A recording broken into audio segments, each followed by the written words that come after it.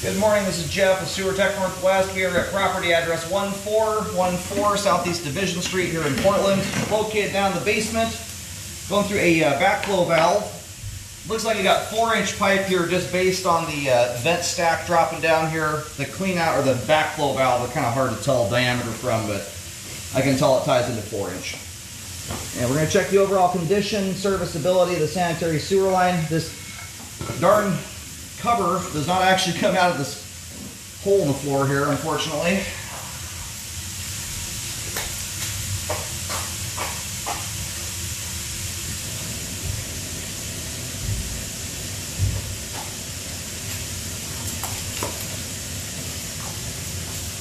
Alright, we got water running. We're checking the overall condition and serviceability of the sanitary sewer line.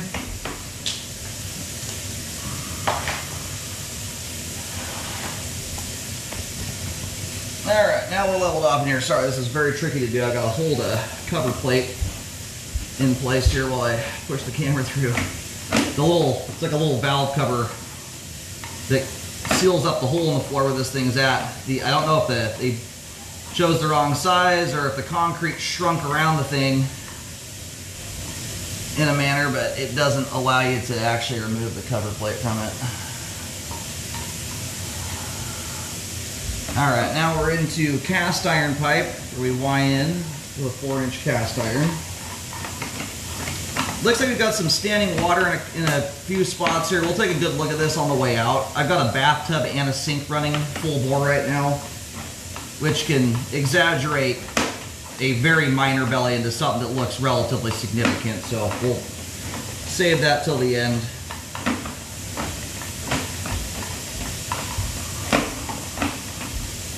All right, back into ABS plastic.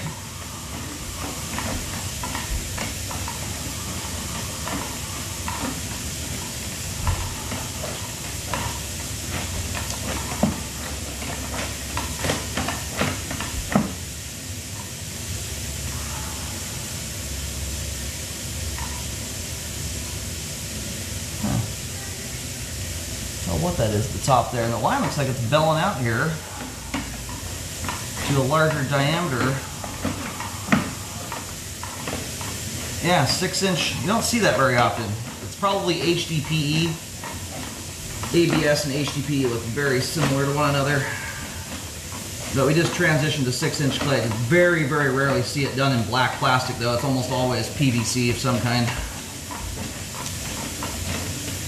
And what I'll do to kind of kill two birds with one stone here in just a moment, I'm going to pull back. We'll locate at that transition joint. There's the main there. Alrighty, I just went out and totally forgot to glean the street name off the sign, but the line goes out to the side street. And then even as you face the front door from the road, the line shoots out the right side of the house and out to that road there. This one. Alright, we're going to start pulling back in here. Yeah, and then here's another bedroom.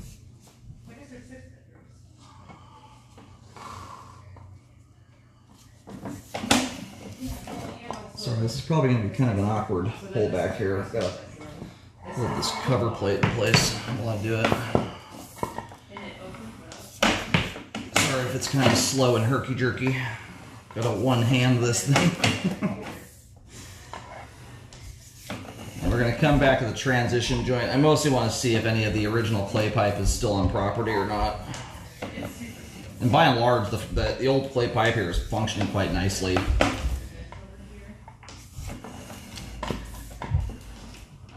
Clay pipe can get kind of a bad rap sometimes. The stuff has a very long lifespan, generally speaking anyway.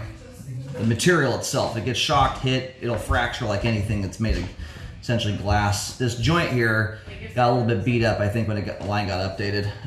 You've obviously got some roots coming through there, and that looks like this joint may actually be open to the ground there. Not, I mean, beyond just the roots. The joint there is fractured. You can see that, it's broken. So from the looks of it, it's not just roots coming through. It looks like the joint is actually exposed to the ground on top of there being roots, which can allow dirt to flow through, things like that, which can lead to hydro erosion and cause the joint to become offset on top of having roots there. And this cap in here, and from what I saw on the line, I took some great care to make sure stuff did not get into the line, just how awkward this cap is. This kind of has the appearance that the line may have been opened up recently because the cap came off, I mean, with barely any force whatsoever. But when I was going through the line there, I also noticed there was a little bit of sediment in the line, like the cap had been opened recently. So my concern is the line may have been drain cleaned somewhat recently here to cut the roots back. I don't know that for sure, but it kind of has that appearance that may have occurred. Just to kind of minimize things for the sale of the home. And on top of that, when you go and cut roots like this, I mean, this is a joint I would recommend a repair on. I'm going to go locate and see if it's in city territory or not. But it's one you want to get on, because if this was originally a pretty good sized root ball, when you go and cut those roots out of there, while it does get the line free flowing, it also exposes the joint to the ground in a much more significant manner, especially if it used to be quite a large root ball. The roots are often clogging the joint up. So when you do that, you expose the joint more to the ground. It can actually accelerate the process of hydro erosion, allow dirt and groundwater to seep in much easier. It can also allow sewage to escape, but stuff entering into the line from the outside is usually the more common circumstance. All right, so right now my camera head, and I can see that someone else has marked this with white paint too at some point in the past. When that was, I'm not sure, but there's paint right where I'm locating here. I'm picking this up right on the curb. I tried to park my camera about halfway between the joint there to try and get the antenna centered as best as possible. From what I can tell there, that joint appears to be either right around where the face of the curb is, or actually just prior to it. That's one of the things I always highly recommend when the line gets updated, is taking that update just past the curb. Because those transition joints are the weakest joints in your sewer line to root intrusions. So what this Y connection here, I noticed this on the way out. My guess is it's probably a test Y connection, but it's kind of hard to say. And whatever that flap is there at the top of the pipe, I'm unsure of what that thing is there. I can't tell what got pushed up at the top of the line, if it's like an old knockout plate. It looks like a piece of plastic is sticking down. I mean, it looks like ABS plastic. I'm having a hard time seeing where it would have been, where it could have broken out of the pipe at. I'm not seeing like a hole anywhere obvious. I'm kind of unsure as to what that is there exactly. I don't get puzzled by much. I've done this 13 years. I've cambered about 24 or 5,000 lines at this point, and that one's puzzling. I'm just not sure what that is. You've got a Y coming in here. You've got another Y coming in right here as well. My guess, these are probably storm related. I'm gonna go locate really quick just to see. But I did put a marking at the curb there where the roots are, where the bad joint is. I do recommend that be fixed. The nice thing is by that point there, your large diameter pipe, this is one you could potentially do by epoxy liner if you wanted to, which is a trenchless repair. At least I think it's doable. I don't see that the line's got good slope and grade there, and you want to get on that sooner rather than later, because if hydro erosion does take place to an extent and that joint starts to become offset, you're going to lose the ability to do a trenchless liner. Right now, you've got good slope and grade, and not much in the way of shifting has taken place. And these are very, very close to the curb. We're in the grass curb strip. I did put a green marking down just behind the X marking. You'll see two little Y's coming off that paint mark. That's where these two Y's come in. My guess is it's probably storm related. The little flap there is kind of an anomaly. I don't see any hole at the top of the pipe or anything like that, so I'm unsure of what that is. Doesn't appear anything's broken, as far as I can tell. And it's in 6-inch pipe. It's sitting so high up out of the flow line that getting any kind of debris to actually run into that thing, you would need to be flushing stuff down the line that would be larger than the 4-inch diameter pipe itself. You'd clog the line up if you had something big enough to actually run into that thing. You'd clog the line before you got to that point. So from that standpoint, I mean, if you decide to do any cleaning on this thing at some point, that may get knocked loose.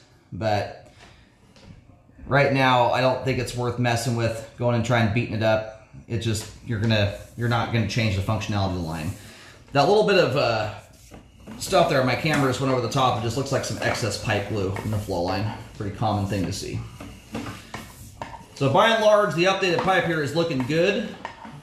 other than where the transition joint is, and that's one I would definitely get that corrected before it turns into a problem. Right now, line's free flowing through there, but that joint looks quite open to the ground. You've also got roots coming through, so you've got two different issues there that can cause problems. Roots can cause blockages, and as they grow anyway. Although I don't see a tree right in the vicinity. It's possible the tree's been taken down, which does not kill the root system, but it will slow its growth down, not having a tree above ground. But the other concern is longevity there, is that joint's going to start shifting over time as the joint remains open to the ground.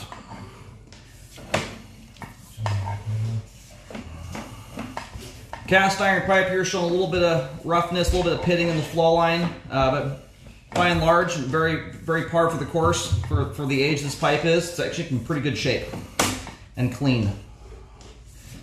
So we're gonna go ahead and reel the camera out as it sits. The only thing I'm recommending repairs on here is the transition joint right around where the curb is. I would highly recommend looking into a trenchless repair option for that. You're around, I'm getting between 7 foot 7 inches and about 8 feet deep there. So it's down there deep enough, it's worth looking into that type of repair process. And I would highly recommend rescoping afterwards to check any repair work. It's very important to do that. Whether you do a trenchless liner or a traditional dig, if you dig it, you want to do your rescope after the line is buried, not beforehand, or you're not going to catch any settling problems. Otherwise, the rest of the line here looks good. You got that little anomaly there, a little flap of what looks like plastic, which could be some kind of debris. It could also be excess pipe glue, theoretically. Very possible. The only other thing I would look into there, just to make sure everything's up to snuff, you've got those two Y connections just before the curb. Just to ensure there's no diagrams or anything at the city that would indicate a party line. I think it's unlikely, being that this looks like a fairly recently updated sewer line. That's probably stuff that's been fleshed out and dealt with already, if it were a party line at one point. No, and as we sit right now, because the roots are not affecting functionality. Right now, the line's free flowing. We do have good flow of the main, and the sewer line is functioning properly at this time as it relates to flow, but certainly not a watertight sewer pipe at this point in time, and you've got the risk of roots coming in and causing problems.